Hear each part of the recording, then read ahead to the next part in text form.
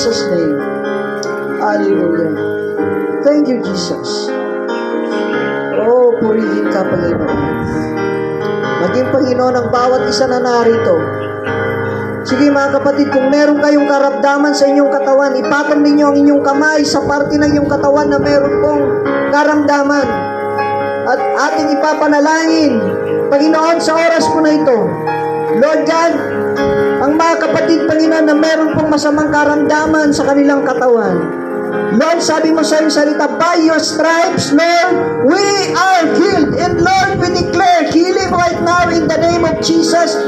Lord, sa katawan po na ito, Lord, ng katawan po na ito na ikaw ang siyang yung inspirational talk. At narinig nyo naman po yung mensahe na yan po na napakinggan natin na sinabi kanina ni Pastor.